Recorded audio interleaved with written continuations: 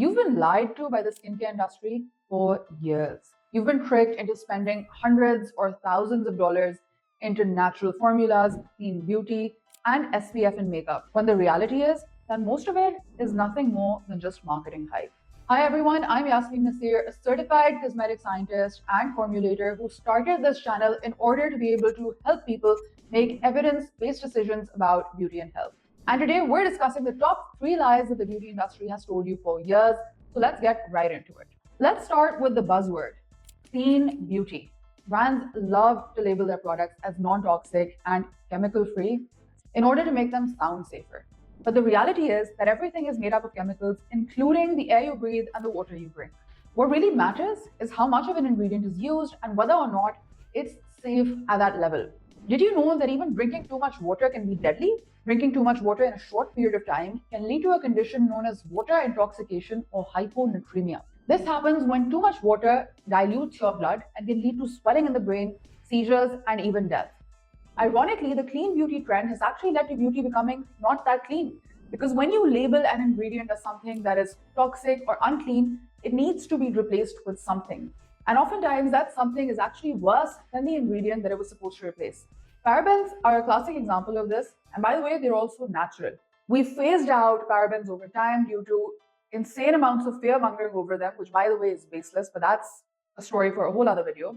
And we've replaced them with formaldehyde-releasing preservatives like DMDM hydantoin, imidazolinal urea, and diazolinal urea. These preservatives work by slowly releasing formaldehyde over time, which is a known irritant and is also known to cause allergic reactions in people with sensitive skin. So what's the key takeaway? Don't be swayed by clean labels. Focus on whether ingredients are used safely and effectively, as opposed to focusing on marketing buzzwords. Next up is the idea that just because something is natural, that it is better and safer. When the reality is that just because something comes from nature, that doesn't make it safe or effective. Let's take lavender oil as an example. It's found in nature and often praised for its calming scent. But did you know that studies have linked lavender oil to prepubertal gynecomastia, a condition that causes the growth of abnormal breast tissue in young boys?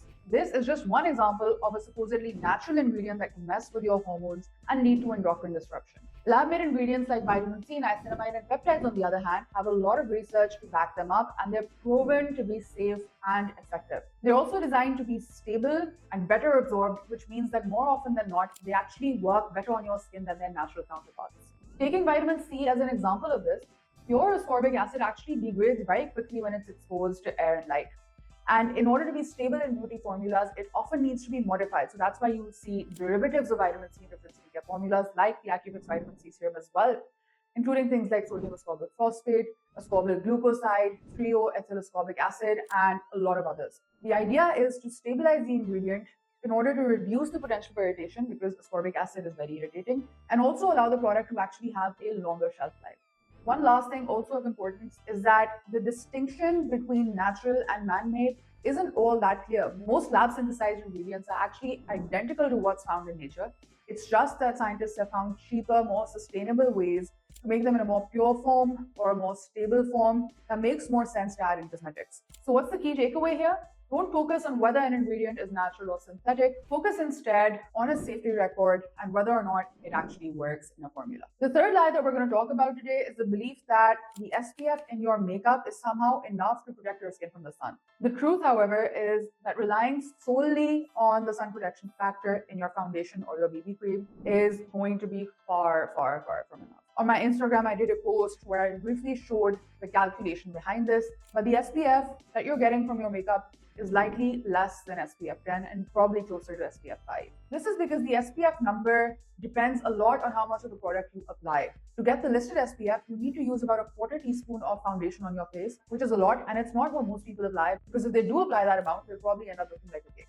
SPF in your makeup oftentimes also isn't broad spectrum, which means that it probably will only protect you mostly from UVB rays, not so much from UVA rays, but this will depend from formula to formula. To make sure that you're actually protected, you need to layer first with a broad spectrum SPF before you follow up with your makeup. If you ever believed any of these myths, let me know in the comments below, and don't forget to follow me for more evidence-based content on beauty and health.